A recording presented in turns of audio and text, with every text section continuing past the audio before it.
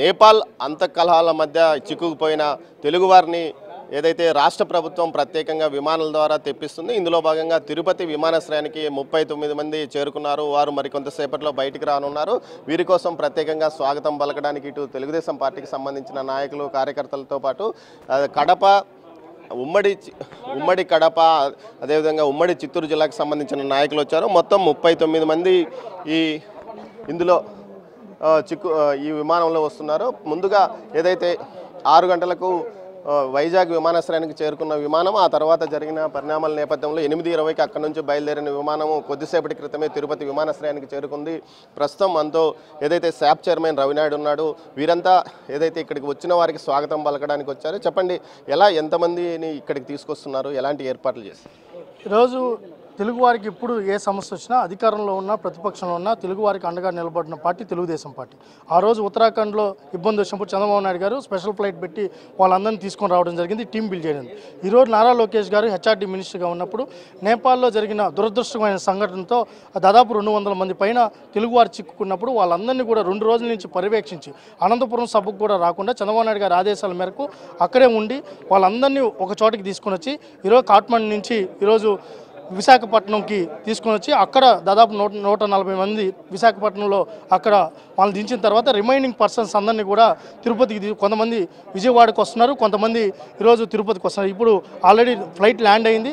ఈరోజు వాళ్ళకి స్వాగతం పలకడానికి ఇక్కడ వచ్చింది. ఈరోజు వాళ్ళు నిజంగా వాళ్ళ మొహాలు చూసినప్పుడు ఎంతో ఆనందంగా ఉంది. వాళ్ళు ఎంత ఆనందం వ్యక్తం చేస్తాం, మేము వస్తామా రామా, మా భవిష్యత్తు ఏంటి, మేము ఇక్కడ బతుకుతామా లేదా అనే పరిస్థితుల్లో ఈరోజు కూటమి ప్రభుత్వం అండగా నిలబడింది, మమ్మల్ని రక్షించింది. చంద్రబాబు నాయుడు గారు, లోకేష్ గారు మాకు అండగా నిలబడ్డారని వాళ్ళ మాటల్లో వాళ్ళ కళ్ళల్లో ఆనందం చూసినప్పుడు నిజంగానే చాలా ఆనందం వేసింది.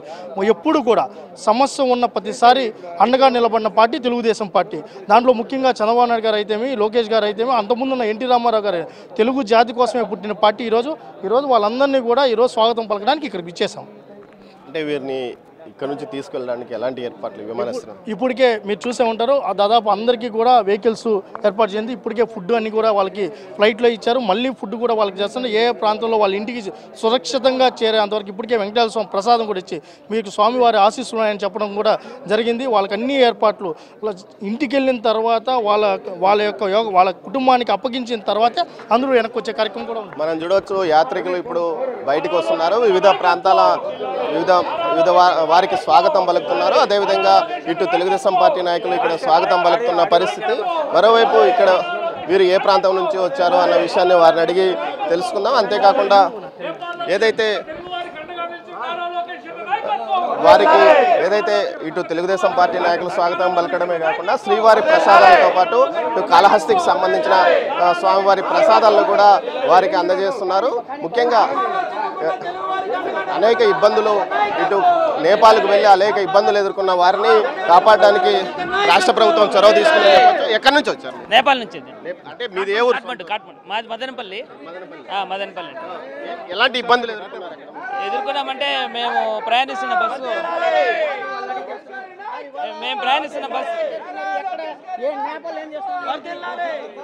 మేము మొన్న బయలుదేరామండి. బస్సులోని మా మీద అటాక్ జరిగింది. రాళ్లతో బస్సు అద్దాలని పగలగొట్టేశారు.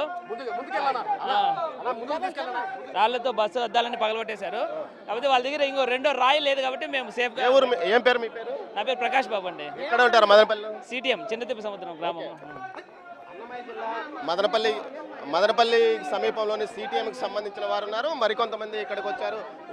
వారితో మాట్లాడే ప్రయత్నం చేద్దాం. ప్రకాష్ బాబు ప్రయాణిస్తున్న వాహనం మీద దాడి చేశారు. ఈ సందర్భంగా వారు అనేక ఇబ్బందులు ఎదుర్కొన్నారని కూడా వారు చెప్తున్నారు. మరికొంతమంది వచ్చిన నాయకులకు అందరికీ స్వాగతం, వచ్చిన ప్రయాణికులకు ఏదైతే ఇక్కడ ఉన్న వారికి స్వాగతం పలుకుతున్నారో, ముఖ్యంగా కడప జిల్లాకు సంబంధించి పొలిట్ బ్యూరో సభ్యుడు శ్రీనివాస్ రెడ్డితో పాటు ఏదైతే కడప ఎమ్మెల్యే మాధవిరెడ్డి గారు వచ్చి కూడా తమ జిల్లాకు సంబంధించి 19 మందిని ఇక్కడ నుంచి తీసుకెళ్తున్నారు. అమ్మా, మీది ఎవరమ్మా? కడప అండి. ఎన్ని రోజులమ్మా? మేము 4 రోజులు అయిందండి. ఎలాంటి ఇబ్బందులు ఏమైనా పడ్డారు?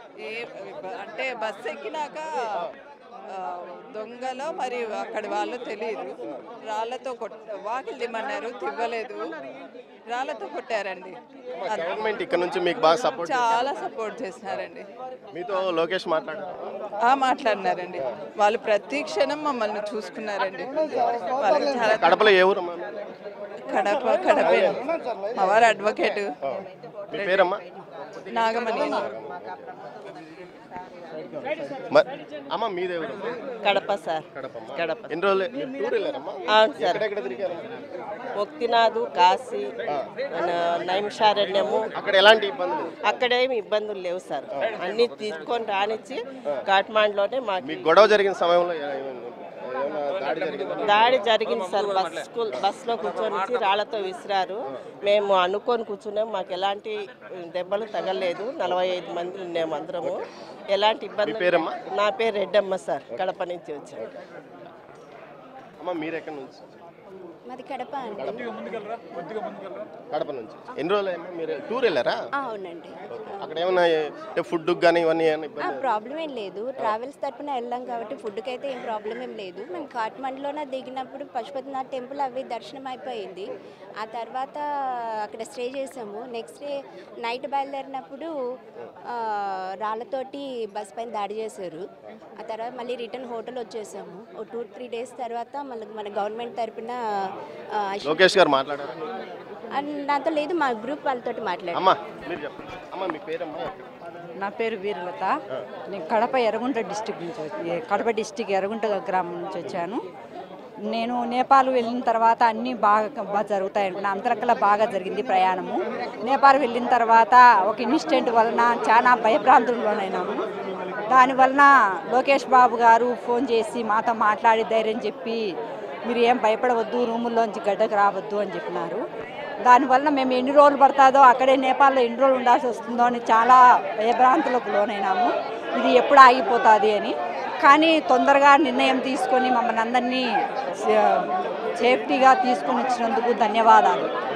ఏదైతే ప్రభుత్వం చేసిన కృషిని వారంతా ఆనందాన్ని వ్యక్తం చేస్తున్నారు. ముఖ్యంగా తాము అనేక ఇబ్బందులు ఎదుర్కొనవలసి వచ్చేది. ప్రభుత్వం ముందుగా చొరవ తీసుకొని తమను అక్కడి నుంచి ఏదైతే నేపాల్ నుంచి సురక్షితంగా బయటికి తీసుకొచ్చిందని చెప్తున్నారు. మరోవైపు ఇక్కడ మరికొంతమంది వచ్చారు. వీరందరికీ తిరుపతి ఎమ్మెల్యేతో పాటు స్థానిక నాయకులు కూడా స్వాగతం పలుకుతున్నారు. వచ్చిన వారికి ఏదైతే పూల బొకేలు ఇచ్చి వారికి స్వాగతం పలుకుతున్న పరిస్థితి. మరోవైపు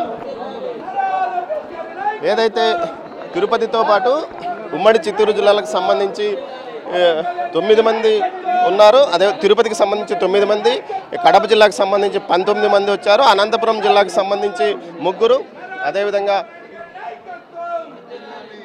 అన్నమయ్య జిల్లాకు సంబంధించి 3 ఇక్కడికి చేరుకున్నారు. వీరితో పాటు ఇటు కడప జిల్లాకు సంబంధించి 19 మందితో పాటు వీరంతా ఉన్నారు. అదేవిధంగా నంద్యాల జిల్లాకు సంబంధించి 1 వచ్చారు. అన్నమయ్య ఈ విధంగా అన్ని ప్రాంతాల నుంచి వచ్చిన వారికి స్వాగతం పలుకుతున్నారు. దీంతోపాటు ఏదైతే వీరికి విశాఖపట్నం విమానాశ్రయంలో అంతర్జాతీయ విమానాశ్రయంలో ఇమ్మిగ్రేషన్ పూర్తయిన తర్వాత అక్కడ నుంచి డొమెస్టిక్ విమానం ద్వారా ఇక్కడికి తీసుకొచ్చారు. వచ్చిన వారందరికీ ఏదైతే ఇటు పూల స్వాగతం పలుకుతూ వారికి తిరుమల శ్రీవారి ప్రసాదాలతో పాటు అదేవిధంగా శ్రీకాళహస్తికి సంబంధించిన ప్రసాదాలను కూడా పంపిణీ చేస్తున్నారు. కొంచెం పక్కన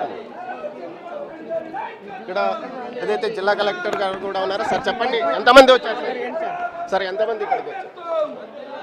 మనకి తిరుపతి విమానాశ్రయానికి వివిధ జిల్లాల నుంచి సుమారుగా ఇప్పుడు 39 పీపుల్ వచ్చారు. మనకి వీళ్ళల్లో ముఖ్యంగా కడప నుంచి 20 మంది ఉన్నారు.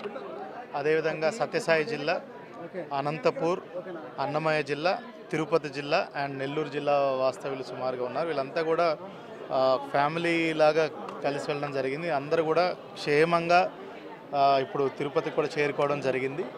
వీళ్ళందరికీ కూడా ఇక్కడ మనము వాళ్ళ ఇంటి వరకు వెళ్ళడానికి సపరేట్గా ఇన్నోవా వెహికల్స్లో వాళ్ళని పంపిస్తున్నాము. వాళ్ళతో పాటు లైజన్ ఆప్షన్స్ కూడా పంపిస్తున్నాము. అదేవిధంగా వాళ్ళకి భోజనాలు, మిగతా ఏర్పాట్లన్నీ కూడా చూసుకుంటున్నాము. అదేవిధంగా వాళ్ళు తిరుపతి వచ్చారు కాబట్టి స్వామివారి ప్రసాదాలు వాళ్ళందరికీ అందించాము. వాళ్ళందరూ కూడా మాట్లాడారా? ఏమన్నా ఇబ్బందులు ఎదుర్కోవడం, దాడులు జరిగాయి? వాళ్ళతో మాట్లాడడం జరిగిందండి. ఒకరిద్దరు ఏమంటే వాళ్ళ బస్సు మీద దాడి జరిగిందని చెప్పుకొచ్చారు అక్కడ కాట్మండులో.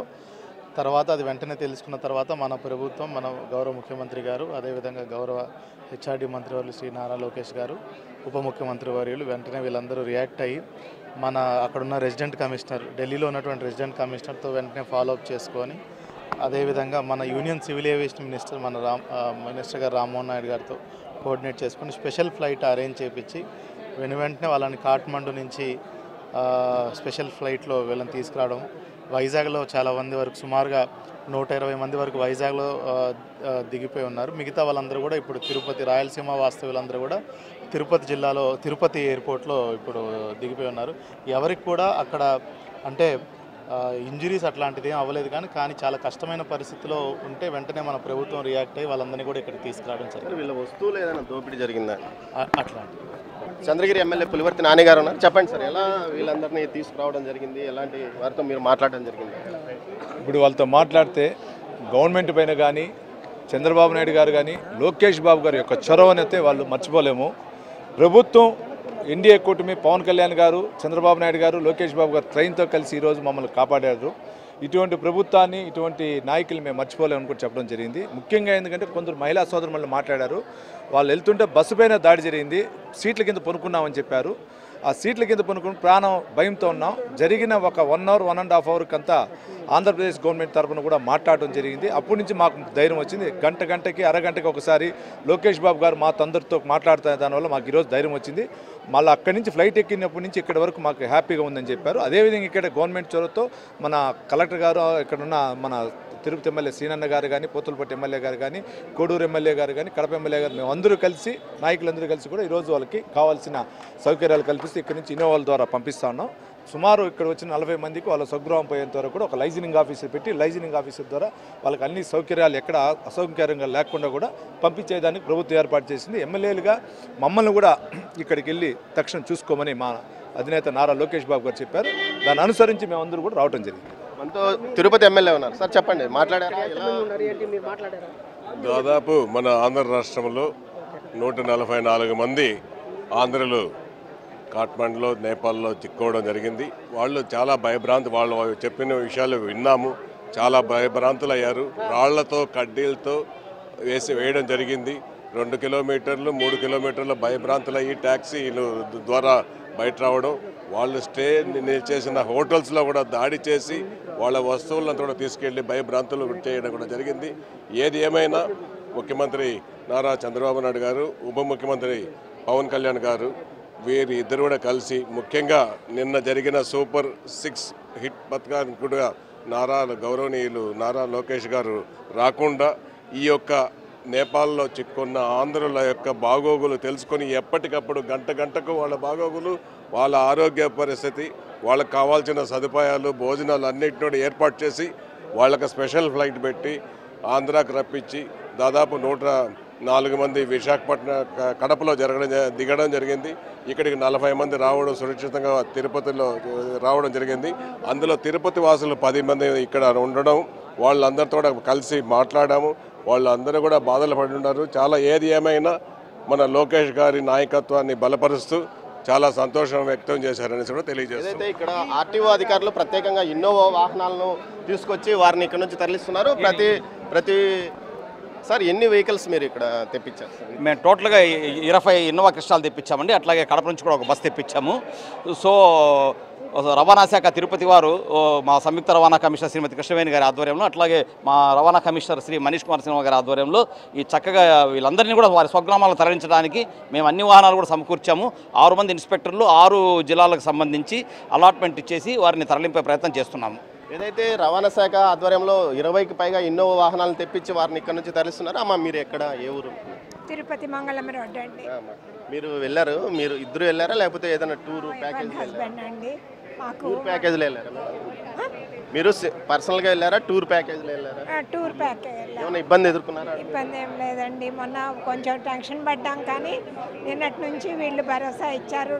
నాన్న లోకేష్ బాబు నేను మీకు ఎట్లయినా ఇది చేస్తానని, అప్పటి నుంచి హ్యాపీగా. లోకేష్ బాబు గారు మాట్లాడారు మీతో? ఓకేనండి. ఇక్కడ అల్లలు జరుగుతున్నాయని తెలుస్తూనే గవర్నమెంట్ చాలా తొందరగా ఈ అరేంజ్మెంట్ చేసిన మన చంద్రబాబు నాయుడు గారికి, లోకేష్ గారికి, పవన్ కళ్యాణ్ గారికి, అదే మాదిరి అన్ని కోఆర్డినేట్ చేసిన సిఎస్ విజయనాథ్ గారికి అందరికీ మా ధన్యవాదాలండి. ఏదైతే ప్రభుత్వం తీసుకున్న చొరవను యాత్రికులు ఇటు ఏదైతే అక్కడికి వెళ్ళి చిక్కుకుపోయిన వారంతా సంతృప్తిగా వ్యక్తం చేస్తున్నారు. సార్ చెప్పండి, మీ జిల్లాకు సంబంధించిన వారు ఎక్కువ మంది చిక్కుకుపోయి ఉన్నారు. కడప నియోజకవర్గం కడప నుంచే ఎక్కువ ఉన్నారు, 22 మంది. దాంట్లో 20 మంది కడప నియోజకవర్గం సంబంధించిన వాళ్ళే. వాళ్ళు ఒకటే చెప్తా ఉన్నారు, బస్సు మీద రాళ్ళు వేసి దాడులు చేస్తే కూడా దేవుడి దయ వల్ల హోటల్కి వెళ్ళిపోయి హోటల్ తలదాచుకున్నాం. అక్కడి నుంచి లోకేష్ గారు నిమిషం మాతో వీడియో కాల్స్ మాట్లాడుతూ మాకు ఒక ధైర్యాన్ని ఇచ్చాడు. ప్రభుత్వం ఇంత బాగా స్పందిస్తుందనేది మాకు ఇప్పుడే తెలుస్తూ ఉంది. ఈ దేశం నుంచి ఒక తెలుగువారే కాకుండా అనేక రాష్ట్రాల నుంచి పోయినారు. వాళ్ళందరూ కూడా ఇంతవరకు వాళ్ళకంగా బస్సులు ఎక్కి వాళ్ళకు విమానాలు ఎక్కి ఏర్పాటు చేసిన పరిస్థితులు లేవు. తెలుగు రాష్ట్రం నుంచి మొట్టమొదటిగా మేమందరం బయలుదేరినామంటే ఇది ప్రభుత్వం, చంద్రబాబు నాయుడు గారు కానీ లోకేష్ గారు కానీ ప్రత్యేక చొరవే అని చెప్పి వాళ్ళు చెప్తున్న విషయాలు చూస్తూ ఉంటే మరో జన్మ మాకు వచ్చిందని చెప్పి చెప్తున్న విషయాలు కూడా చూస్తూ ఉన్నాం. నిజంగా చంద్రబాబు నాయుడు గారి, లోకేష్ గారి కృషి, పనితనము, ప్రభుత్వ పనితనానికి ఇది ఒక పెద్ద చిన్న ఒక నిదర్శనం.